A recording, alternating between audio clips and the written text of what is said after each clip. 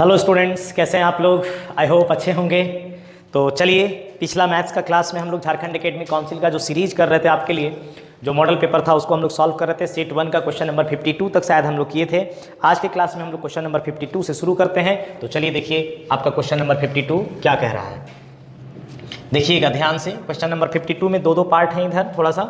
तो 52 देख चुके थे हम लोग। 53 क्या कह रहा हम लोग का, देखिए आपको एक इंटीग्रेशन करना है x square by x square plus 1 into x square plus 4 dx। इस तरह का जब भी आपको क्वेश्चन मिले और हर जगह एक्स स्क्वायर लग रहा हो तो कुछ समय के लिए एक्स स्क्वायर की जगह पर y सब्स्टिट्यूट कर दीजिए, ठीक है ना। क्या लिखना है? Write X square equals to Y. Then आपके पास क्या आ जाएगा? X square by x square plus 1 into x square plus 4 का वैल्यू कितना आ जाएगा? Y by Y plus 1 into Y plus 4। इस तरीके से अब आप इसमें क्या लगाइए? Partial fraction. इस वाले में पार्शियल फ्रैक्शन देखिए अप्लाई कीजिए। आप लोगों को क्या करना है? Applying partial fraction, partial fraction method जो भी है। तो क्या लिखेंगे आप? y by Y plus 1 into Y plus 4 equals to a by Y plus 1 plus b by Y plus 4। दोनों का डिनोमिनेटर सेम आने वाला है तो उसका चिंता नहीं करना है आपको। क्या लिखना है आपको? y equals to a into, just cross कीजिए, y plus 4 plus b into Y plus कितना लिखेंगे? 1। अब देखिएगा कुछ करना नहीं है हम लोगों को, बहुत ज़्यादा टेंशन नहीं लेना है। चेक करना है कि इन दोनों में से कौन कहाँ जीरो होता है, इसमें और इसमें। तो देखिए y का जब वैल्यू आप -4 रखेंगे तो -4 प्लस 4 ये वाला टर्म जीरो, तो a का चिंता नहीं होगा, आपको b मिल जाएगा उस समय। और जब आपको a निकालना है तो इसको क्या कर दीजिए? 0 कर दीजिए। चलिए देखिएगा क्या कहेंगे? If y is equal to -4, इसका मतलब चलिए -4 रख दीजिए यहाँ पे y का वैल्यू, ये टर्म 0 हो जाएगा तो इसको लिखने की आवश्यकता ही नहीं है। आपको सिर्फ लिखना है b इंटू -4 प्लस 1। अब देखिए यहाँ से -4 इक्वल्स टू -4 प्लस 1 3 हो जाएगा, -3b।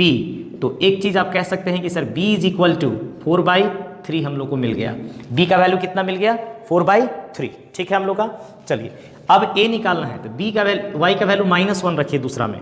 तो इफ y इक्वल्स टू -1, तो यहाँ रखिए y का value -1 is equal to a into -1 plus 4, और ये वाला तो 0 हो जाएगा।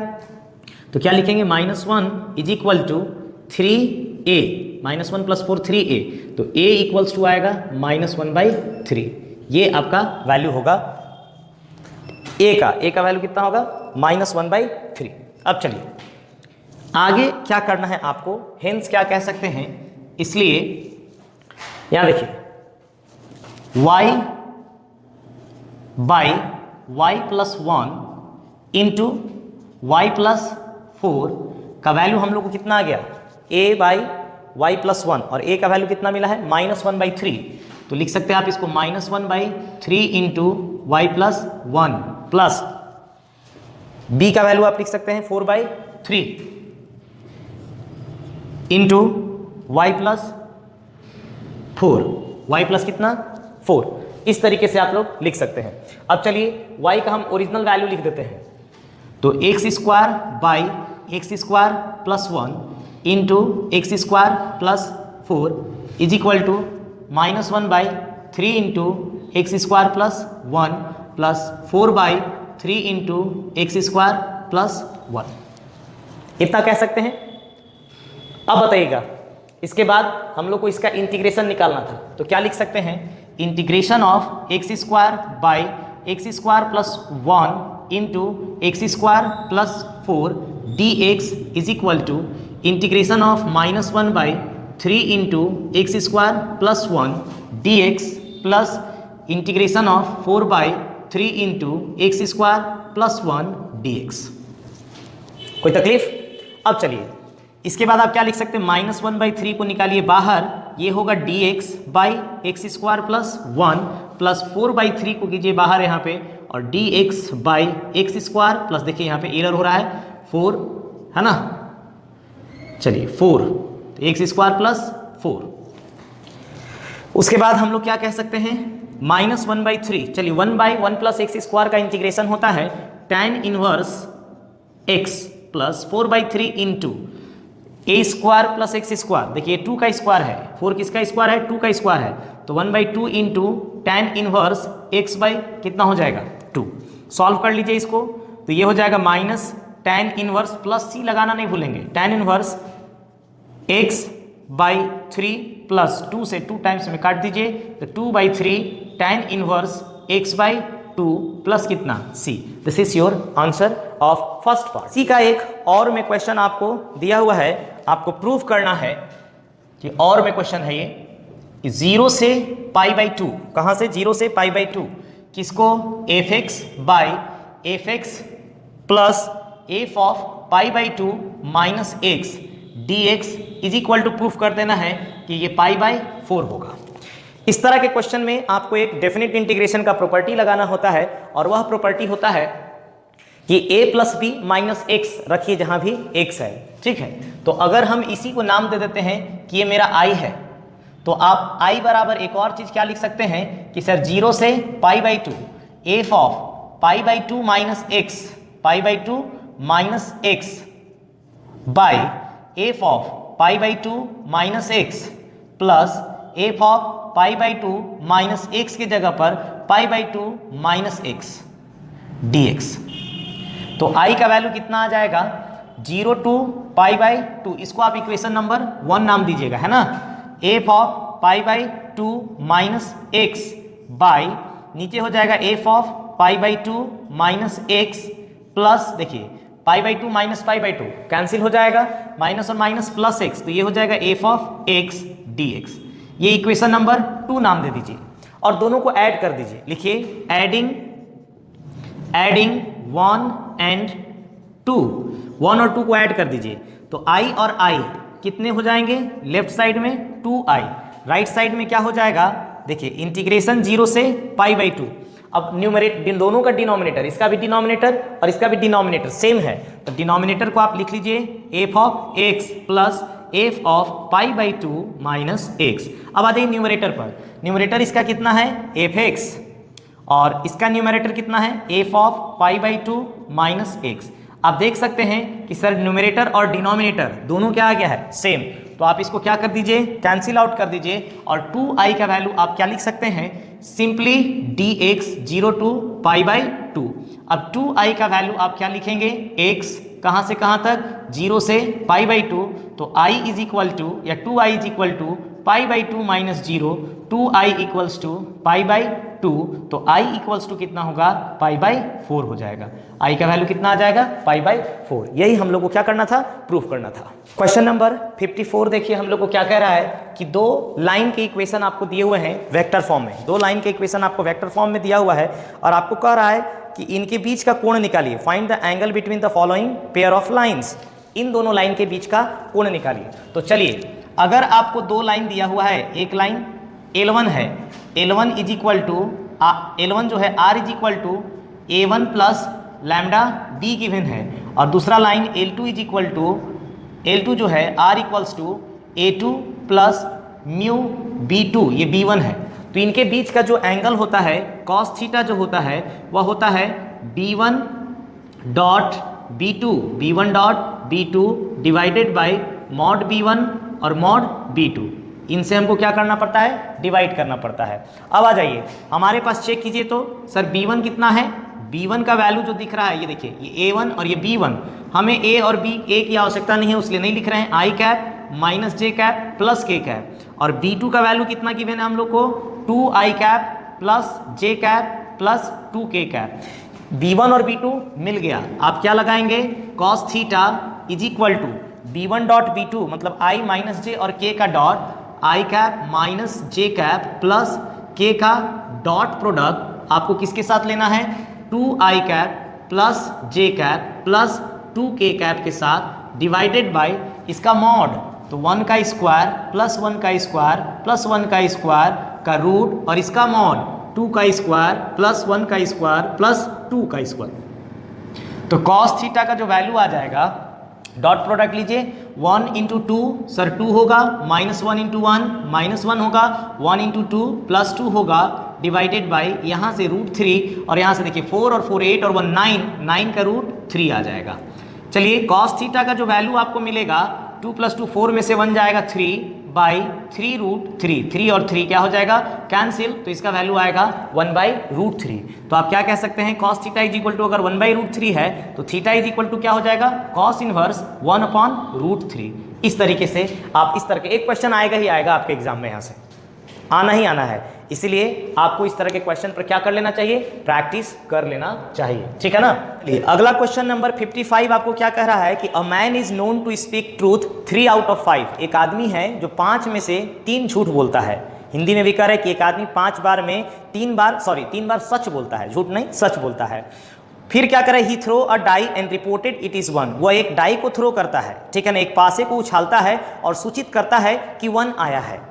अब हम श्योर नहीं है कि वो सही बोला है कि गलत बोला है। क्यों श्योर नहीं है कि सही बोला है कि गलत बोला है, हो सकता है कि 1 नहीं आया होगा और वो रिपोर्ट कर दिया कि 1 आया है, क्योंकि वो झूठ भी बोलता है, 5 बार में से 2 बार झूठ बोलता है।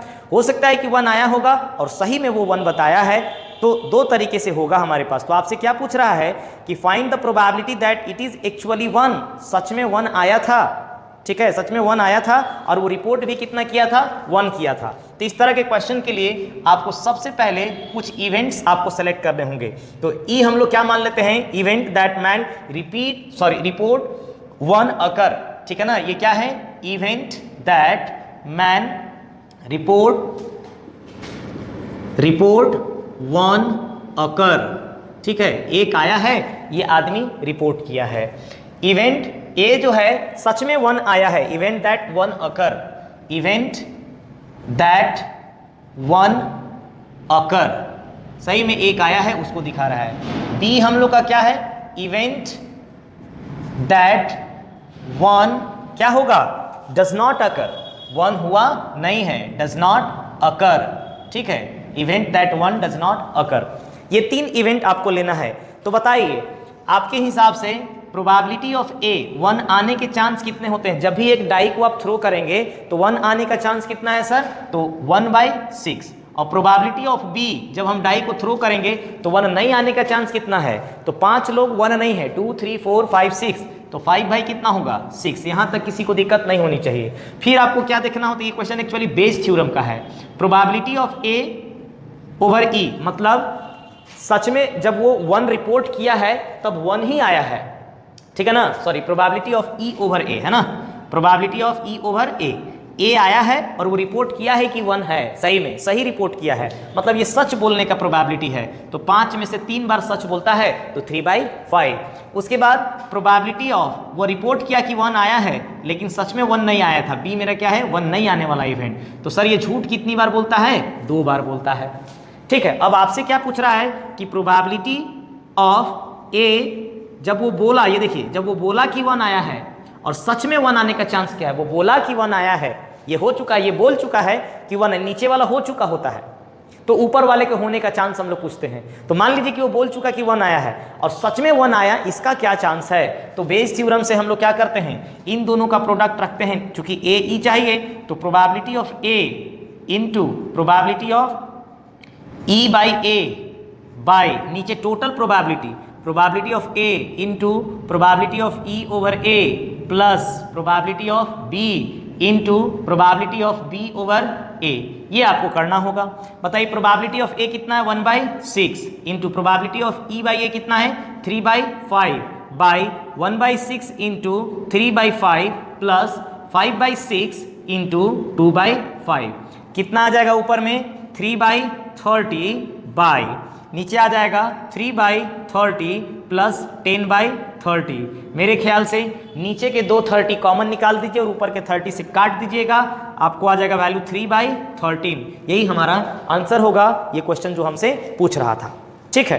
तो ये प्रोबेबिलिटी का क्वेश्चन था। अब हम लोग चलते हैं सेक्शन डी, जिसमें हर एक क्वेश्चन के लिए आपको मिलेंगे 5 मार्क्स। कितने मार्क्स मिलने वाले हैं, 5 मार्क्स। तो तैयार हो जाइए, इन क्वेश्चन बड़े आसान से सवाल हैं, ठीक है। क्वेश्चन नंबर 56 कह रहा है कि 3 लीनियर इक्वेशन आपको गिवन है। देखिए 3 लीनियर इक्वेशन दिया हुआ है, 3x minus 2y plus 3z equals to 8। Second one दिया हुआ है 2x plus y minus z equals to 1 और थर्ड दिया है 4x minus 3y plus 2z equals to 4।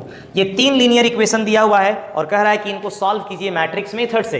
तो सबसे पहले ऐसे क्वेश्चन में आप पढ़े होंगे ए एक मैट्रिक्स बनाना है इनके कॉफिशिएंट का 3 माइनस 2 3, उसके बाद 2 1 माइनस 1 4 माइनस 3 2। उसके बाद एक मैट्रिक्स बनाना है आपको x बनाना है x y और z। फिर एक मैट्रिक्स बनाना है आपको b रिजल्ट का 8 1 4।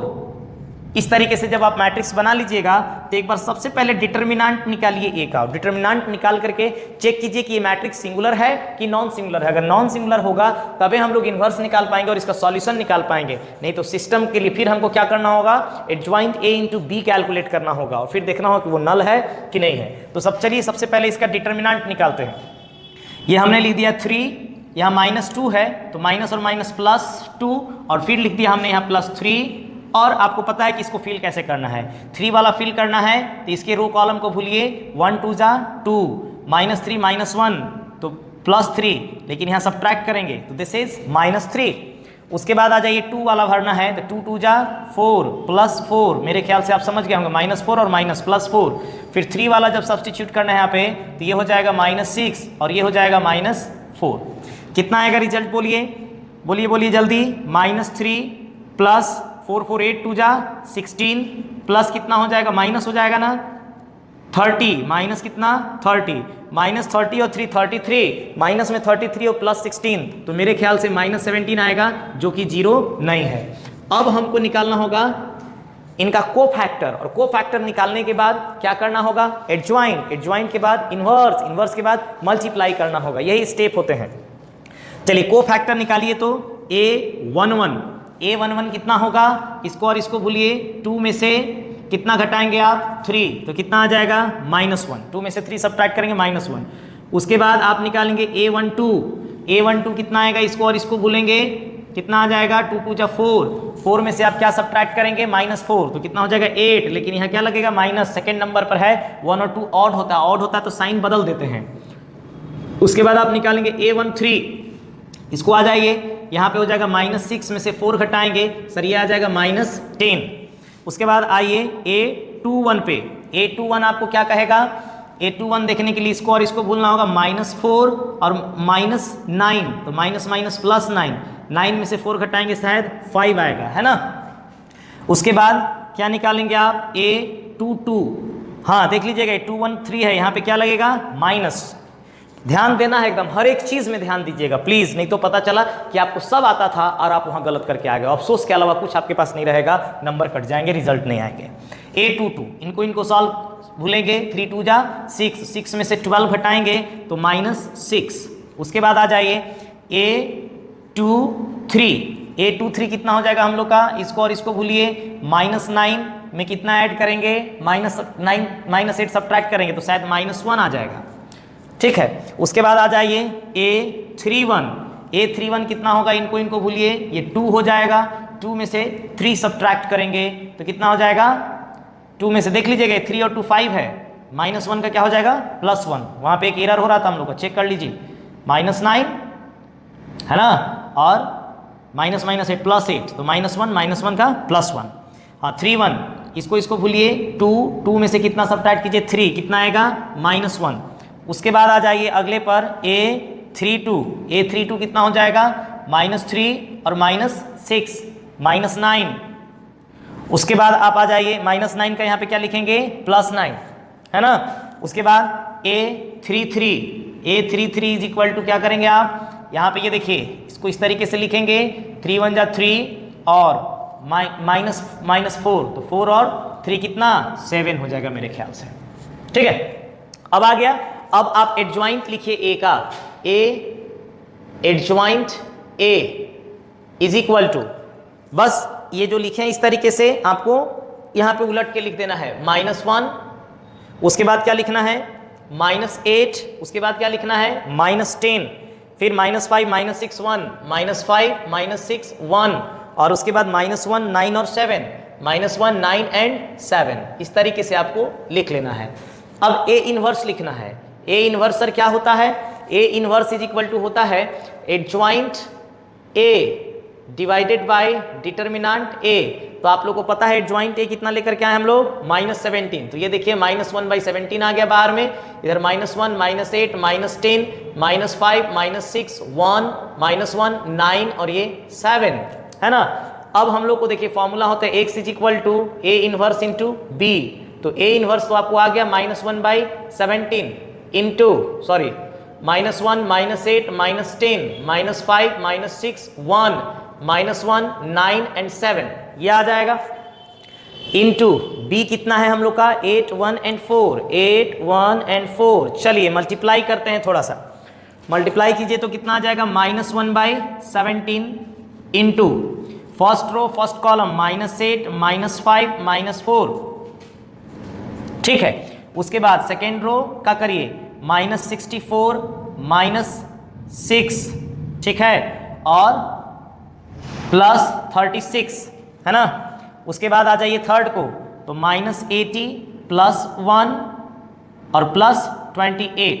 मेरे ख्याल से जब इनको सॉल्व कीजिएगा तो -1/17 इंटू ऊपर में -17 और नीचे में -34 और यहाँ पे शायद -51 आना चाहिए, है ना। -51 ही आएगा। अब जब आगे बढ़ेंगे तो ये कितना बराबर आया? x is equal to, x का वैल्यू रखिए तो x y z equals to कितना आ रहा है हम लोग के पास? माइनस माइनस सब प्लस हो जाएगा और सब 17 से काट दीजिएगा तो 17 एकम 17 दूना 34, 17 तिया 51। तो x का वैल्यू हो जाएगा 1, y का वैल्यू हो जाएगा 2 और z का वैल्यू हो जाएगा 3। यही हमसे कह रहा था वैल्यू निकालने के लिए 1 2 3। क्वेश्चन नंबर 57 में एक फंक्शन गिवन है आपको और बोल रहा है कि find local maximum and local minimum value of the function f। ठीक है, आपको लोकल मैक्सिमम और लोकल मिनिमम निकालना है। चलिए देखिए स्टेप जल्दी से देखिए। सबसे पहले आप f' निकालिए, मतलब इसका डेरिवेटिव, तो 3x²।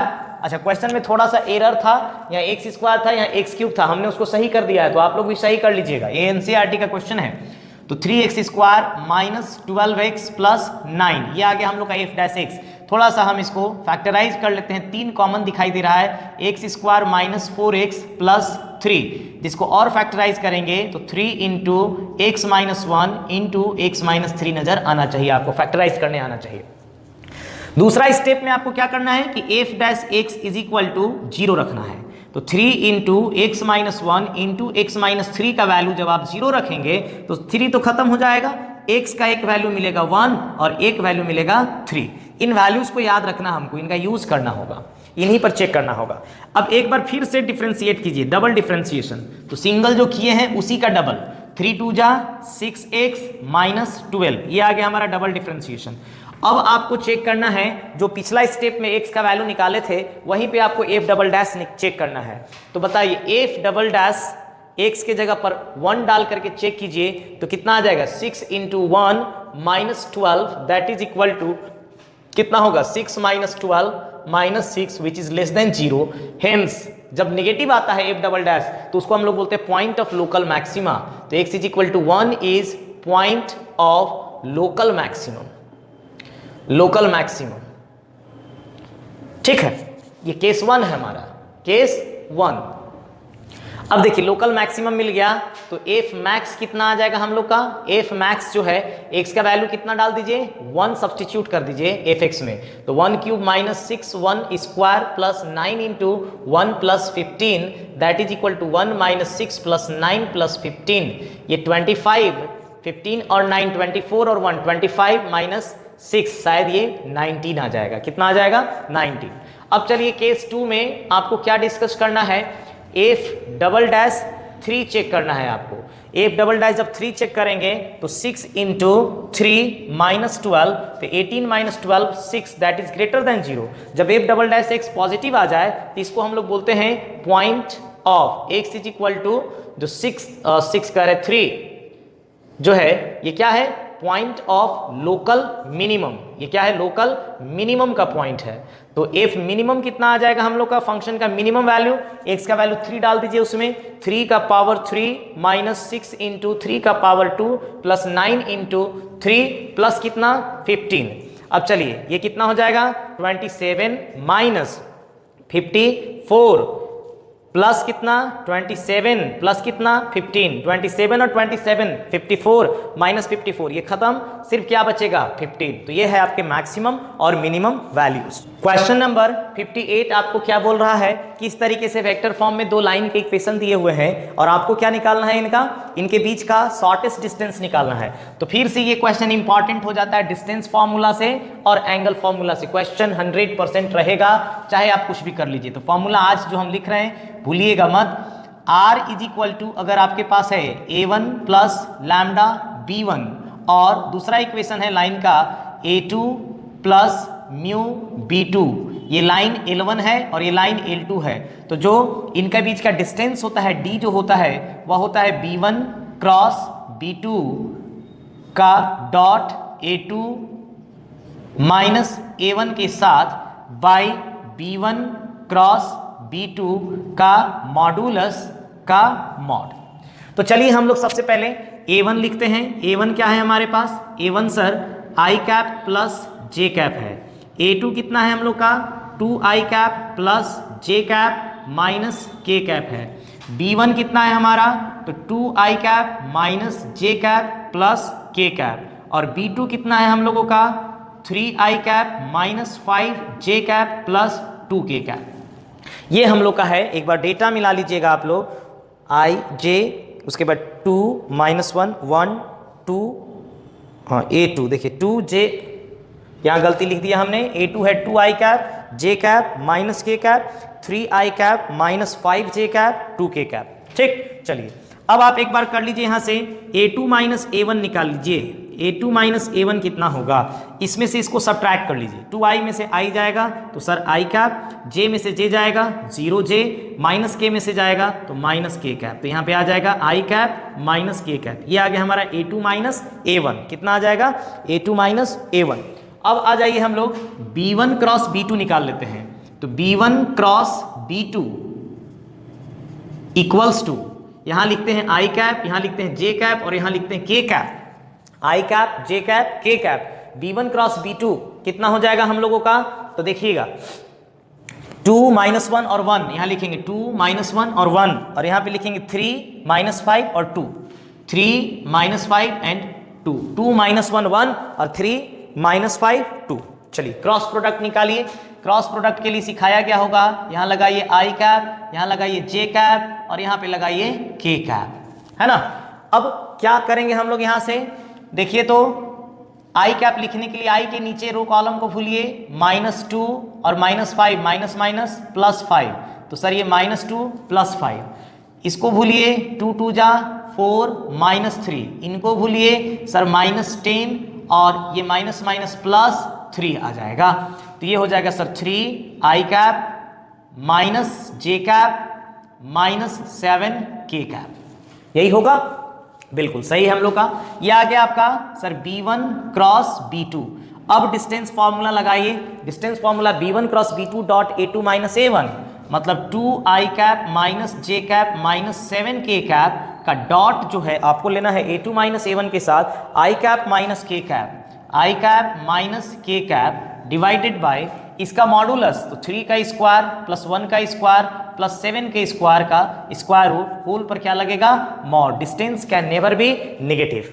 ठीक है, चलिए आगे 2 1 जा 2, -1 यहाँ पे है ही नहीं, j खत्म हो गया, -7 इंटू -1 तो +7। ठीक है, बाई 9 और 1 10, 10 और 49 दैट इज सर 59, रूट के अंदर 59। ठीक है, द आंसर इज 9/√59। ठीक है, ये होगा आपका क्वेश्चन नंबर 58 का आंसर। ठीक है, क्वेश्चन 59 में एक एलपीपी का प्रॉब्लम है और इस एलपीपी में इस z को मैक्सिमाइज करना है आपको। z को क्या करना है? मैक्सिमाइज। और ये कंस्टेंट्स आपको दिए हुए हैं, सब्जेक्ट्स दिए हुए हैं। तो सबसे पहले आपको क्या करना होगा? x minus y equals to -1 के लिए और minus x plus y equals to 0 के लिए x इज इक्वल टू 0 और y इज इक्वल टू 0, इनके लिए ग्राफ खींचते हैं पहले हम लोग। तो this is y is equal to 0 and this is x is equal to 0, ये तो सबको पता होगा सर। This is origin. अब आ जाइए फर्स्ट इक्वेशन के पास चलते हैं। ये फर्स्ट, ये सेकेंड, ये थर्ड और ये फोर्थ। फर्स्ट इक्वेशन क्या कह रहा है हमको कि x, अगर x का वैल्यू 0 रखेंगे तो y का वैल्यू आएगा 1 कुछ इधर, और y का वैल्यू 0 रखिएगा x का वैल्यू आएगा -1 कुछ इधर। इस तरीके से ये लाइन का इक्वेशन हम लोग का आएगा x minus y is equal to -1। ये वाला देखिए, माइनस एक्स को राइट साइड में लेके जाइए तो y बराबर x है। y बराबर x मतलब कहाँ से क्रॉस करेगा सर? ऑरिजिन से एकदम बीचों बीच क्रॉस करेगा। अब चलिए आ जाइए फिर से यहाँ पे, x minus y less than और इक्वल टू 1, ये वाला लाइन, जो ये वाला तो हो गया minus x plus y equals to 0। इसको चेक कीजिए कि ये कंडीशन कहाँ लाई करता है। तो ये कंडीशन आपको क्या बता रहा है, 0,0 सब्स्टिट्यूट कीजिए इस लाइन के लिए। जब 0,0 सब्स्टिट्यूट कीजिएगा तो 0 0 जो है लेस देन -1 होता है क्या? नहीं सर, 0 -1 से छोटा नहीं बड़ा है, मतलब इधर का पॉइंट नहीं होगा, ये इधर की बात कर रहा है, इधर की, इस साइड का, ठीक है। उसके बाद सेकेंड वाले पर आ जाइए, minus x plus y less than 0 होना चाहिए। तो कोई भी राइट साइड का एक वैल्यू ले लीजिए, 1,0 इस पर आएगा। तो -1 प्लस 0, -1 0 से छोटा है क्या? है, बिल्कुल है। तो ये किधर का दिखा रहा है? राइट साइड का दिखा रहा है। उसके बाद क्या कहा हमसे, x और y दोनों ग्रेटर देन 0 हैं। x ग्रेटर देन 0 सर इधर का दिखा रहा है, सॉरी x ग्रेटर देन 0 ऊपर का दिखा रहा है, और y ग्रेट, एक्चुअली ये y एक्सिस है ना, x बराबर 0, और इधर का दिखा रहा है। ये देखिए, ये वाला रीजन इधर से आ रहा है और ये वाला रीजन आपका इधर से आ रहा है। आप कितना दूर तक भी लेके जाइए, there is no any common region. क्या कहेंगे? There is no common region, no common region, hence no solution. कोई सॉल्यूशन इसका नहीं होगा, मैक्सिमाइज करना हमारे बस की बात नहीं है। तो ये था आपका क्वेश्चन नंबर, जो सेट 1 का मैथ्स का हम लोग का सारा क्वेश्चन था। आप लोग चेक कर सकते हैं, ध्यान से मन लगा करके पढ़िए। जो जो चीज़ बोले हैं इंपॉर्टेंट है। एलपीपी 6 नंबर 5 नंबर में आना ही है। डिस्टेंस फार्मूला एकदम याद रख लीजिएगा, और एंगल वाला भी फार्मूला वेक्टर में याद रखिएगा। ट्रिग्नोमेट्री का, स्पेशल ट्रिग्नोमेट्रिक इंटीग्रेशन का फार्मूला एकदम कंठस्थ होना चाहिए। ट्रिग्नोमेट्री और डिफरेंशिएशन सारा, सॉरी ट्रिग्नोमेट्री बोले, इंटीग्रेशन और डिफरेंशिएशन सारा का सारा फार्मूला आपको याद कर लेना है, ठीक है ना। चलिए हंसते रहिए, मुस्कुराते रहिए, खूब मन लगा करके पढ़ाई कीजिए। धन्यवाद।